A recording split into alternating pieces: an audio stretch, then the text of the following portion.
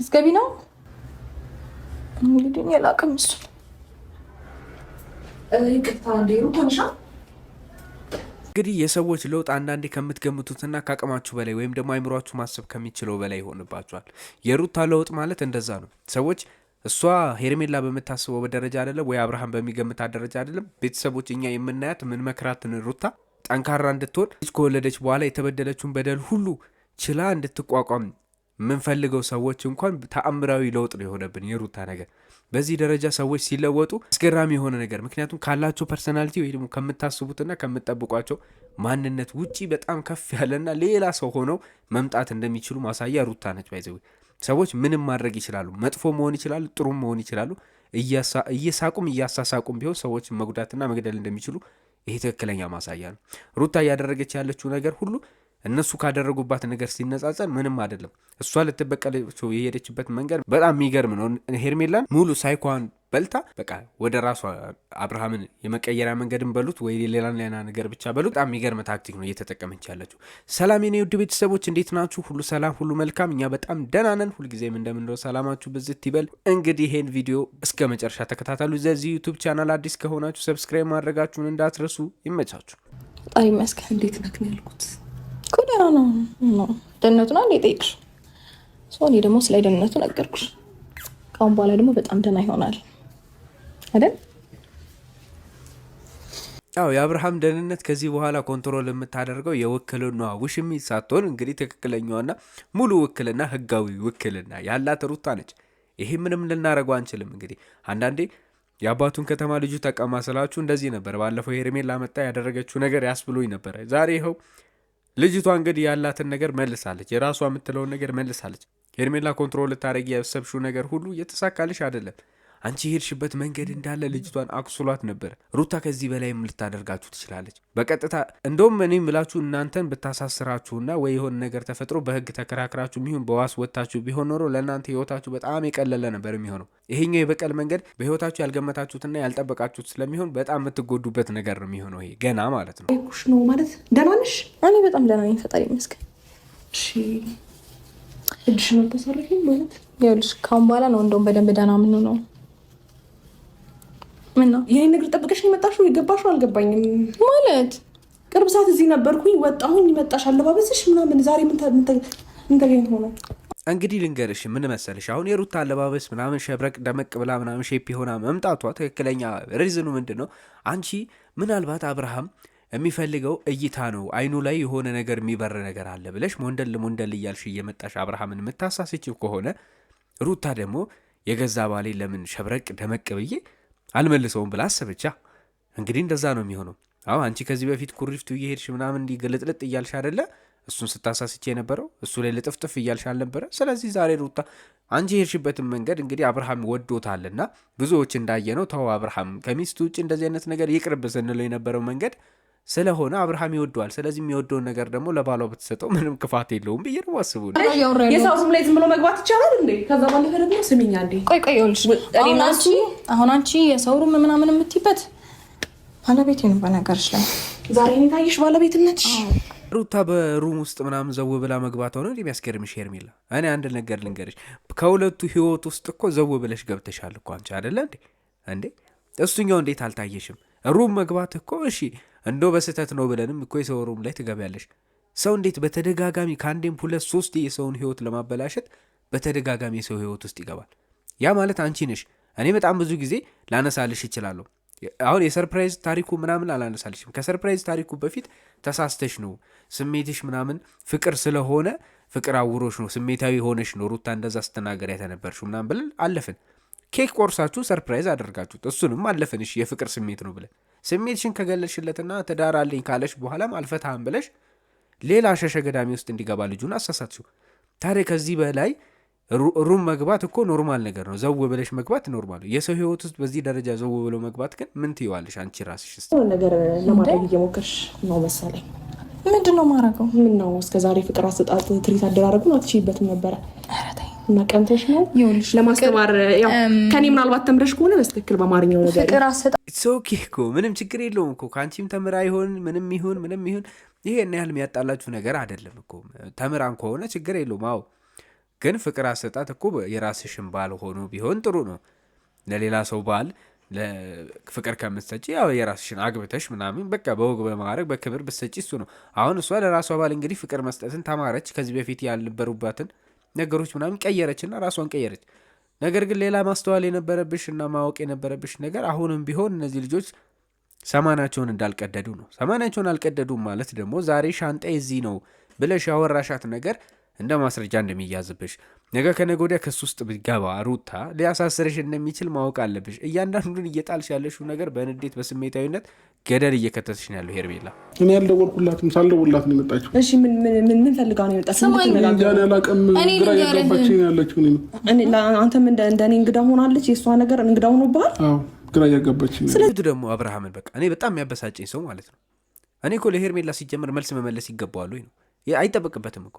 ምንድን ነው የሚመለከተው ነገር በዚህ ደረጃ? አብርሃም ሄርሜላ ምንም ትጠይቅ ምን ግራም ሆነበት ቀኝ ለሱ ነው ግራ የሆነበት መሆንም ካለበት አደለ? አይመለከታትም ሄርሜላ። እነዚህ ልጆች ከትላንት ወደ ችግራችን ንፍታ ምናምን ሲል ነበረ። እኔ ለምን አጋጣሚውን አይጠቀምም ነው? በቀልም ይሁን ምን አጋጣሚውን መጠቀም ካለበት ለምን አይጠቀምም ይሄ ልጅ?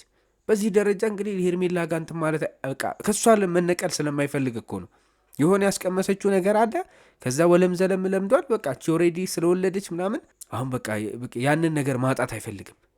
በቃ እኔ ላስረዳት። አሁን ደግሜ ላውራ። አሁን እንደዚህ የምትሆነው ለምዶ ታውቃለህ?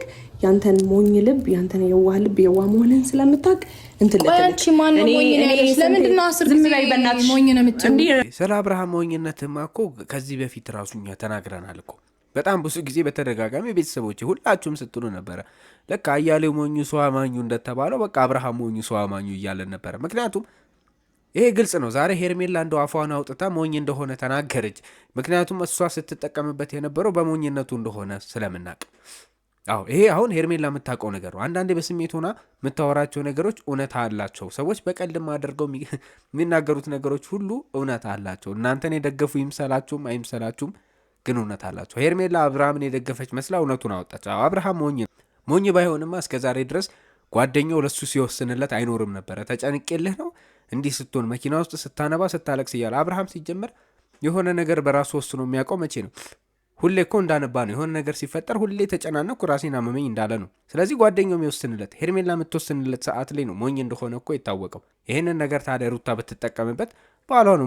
ምን ያስከፋል? እናንተም ተጠቅማችሁበታል። እንኳን ሌላ ሰው እኔ እና እሱ መፍታትና መጨረስ የምንችለው ጉዳይ ነው። ነገር ግን አሁን አንቺን እንደዚህ ንቅር አድርጎ ማስወጣት ከብዶኝ አይደለም። ግን ለምን አታስጨንቂው? በቃ እኔ አልፈልገውም ያንን ነገር ትቼዋለሁ።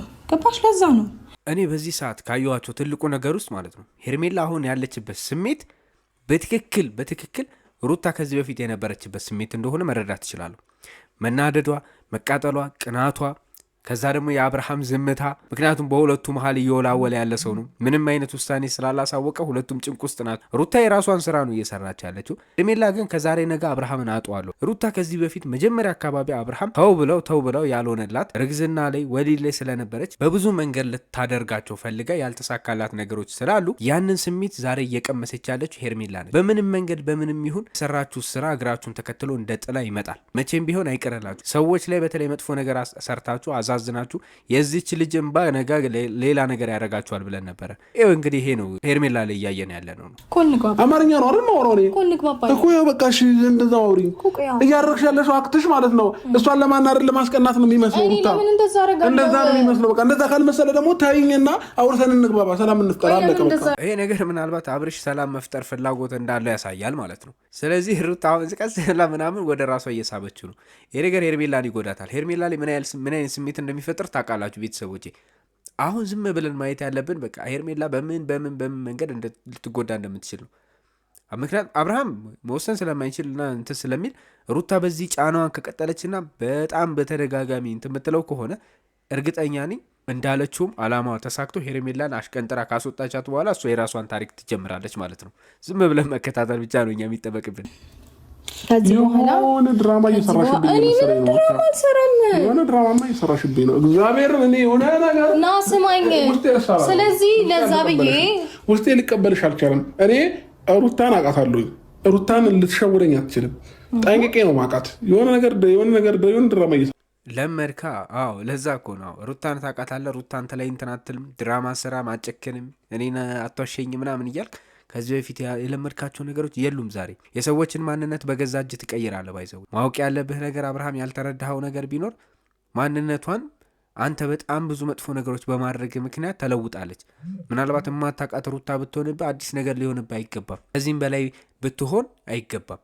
አንተ ላይ ያደረገቻቸው ነገሮች እንዳለ ካደረግባት ነገሮች አንጻር የተነሳ ጭካኔ ውስጥ ገብታለች። ዛሬ ሌላ ሰው ሆና እየሳቀች ብትገልህ ራሱ ሩታ ላይ ምንም ልትፈርድባት አትችልም። ይሄም ማንነት ያመጣኸው አንተ ነህ። አንተው የመሰረትከው አንተው የሰራሃት ሩታ ነች። እቺ ዞር በይ። እንደዚህ አይነት አሳዛኝ ፊት እንዳታሳየኝ። አላሳይሽም፣ ከዚህ በኋላ ይቅርታ በቃ አላሳይሽም። ግን አሁን ሁለታችሁ ማረፍ ፈልጋለሁ። ሄርሜላ ወዴት? ቆይ የመጣችሁ እኮ እሷ ናት። ወዴት ነው የምወጣው? አንቺ ነሽ እንጂ የመጣሽው። እኔ እኮ ለ30 ደቂቃ ለ40 ደቂቃ በወጣ እኮ አንቺ ነሽ እየመጣሽ ያለሽ ነበረ። ጠዋት አልነበርሽም? በእናትሽ ነው ከኔ ተደዋውላችሁ ነበር? አብርሽ እስቲ ልቀቂው አንዴ። አልደወልኩላትም። ተደዋውላችሁ ነበር? እሺ ተደዋውለናል። በእንቅልፍ ልብ ከወራኝ ንገረኝ። አሁን ነገሮች ከዚህ ባሰ እልህ ውስጥ መጋባታቸው ምናምን ስለማይቀር ዝም ብላችሁ መጠበቅ ያለባችሁ። እኔ መተነበየው ነገር ቢኖር ሄርሜላ ሩታን አጉል አስደርጋ ልታስመታት ትችላለች የሚል ሀሳብ አለኝ። ያው መጥፎ ነገር ሄርሜላ ታውቃላችሁ፣ በቅናት ስትነሳሳ ምን እንደምታደርግ የከፋ ነገር ታደርጋለች። እንደ ሩታ እንኳን ዝም ብላ ታግሳ እንደዚህ አይነት ደረጃ እስከሚደርስ ድረስ ራሱ ላጠበቅ ትችላለች። ወንድሞቿ ላይ ያደረገችውን የበቀል ሂደት አይታችኋል። ሩታ ላይ ያን ሁሉ ነገር አድርገውባት በጣም ብዙ ጊዜ ታግሳለች። አቅሟ እስከሚደረጅ ምን እስከሚል በጣም ዝም ብላ ታግሳለች። ሄርሜላ ያን ያህል ደቂቃ እንኳን አልቆየችም እና ምንም ነገር ማድረግ ከፈለገች ሄርሜላ ወደኋላ ምትል አይደለችም፣ ወደኋላ አትመለስም እና ነገ ከነገ ወዲያ ሌላ ነገር እንዳይፈጠርባት ሩታ ላይ ባይዘው በዚሁ አጋጣሚ ጥንቃቄ ማድረግ አለባት። ሩታ ሀሳቦቿ በጣም ብዙ ናቸው። በሄርሜላ ዙሪያ ያሉ በጣም መጥፎ የሆኑ ሰዎች ስላሉ ራሷን ብትጠብቅ ጥንቃቄ ብታደርግ ራሱ ባይነኝ ነኝ። እያወራን መሰለኝ። በቃ ዞር ቤት እያወራን መሰለኝ። ሁለታችሁ ሩታ ምንድን ነው የምትለኝ? በግድ ነው። በቃ እኔ ምንም ማድረግ አይቻልም። ቀጥል እንደፈለግህ አውራ፣ እሰማሃለሁ። ቀጥልማ የእኔ አባት ምን እሺ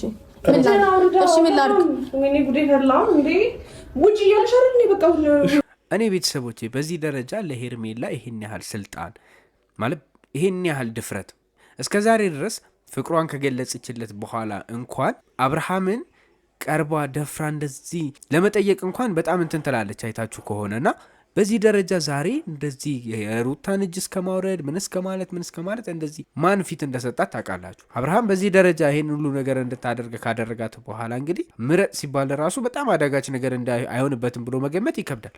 በገዛ እጁ ያደረገው ነገር ነው። እንዴት በዚህ ደረጃ ደፋር እስከምትሆን በዚህ ደረጃ የገዛ ሚስቱን ነው ውጪ እኔ እኮ ሻንጣዬን አምጥቻለሁ ምናምን የምትለው ደረጃ ራሱ ማድረሱ አብርሃም ትክክል ነው ወይ? ይሄ ነገርስ ምን ያሳያል? በአንድ ጎን ሩታን እየለመናት ነው። ወደ ትዳሬ ካልተመለስኩ ምን ካላልኩ አልፈርምልሽም፣ ልጄ ማየት ፈልጋለሁ፣ ስንት ነገር ሲል ነበረ። በአንድ ጎን ደርሶ ሻንጧን ጠቅለላ እንድትገባ ሄርሜላን አድርጓታል። ታዲያ ይሄ ወላዋይነትና የመሀል ሰፋሪ መሆን ምን ይሉታል? ታዲያ አብርሃምስ ምን እየሰራ ነው በዚህ ሁኔታ ላይ? ስላለች ነው እኔ እንትን ብዬ ነው እናንተ ልረፍ ስላልከኝ እንጂ በህይወቴ ሰው ታግሼ አላውቅም። እንደዚህ ስነ ስርዓት ነው ያዥሽ። ዝም ስላልኩሽ ታበዣለሽ እና እደውልልሃለሁ። እሺ ቻው።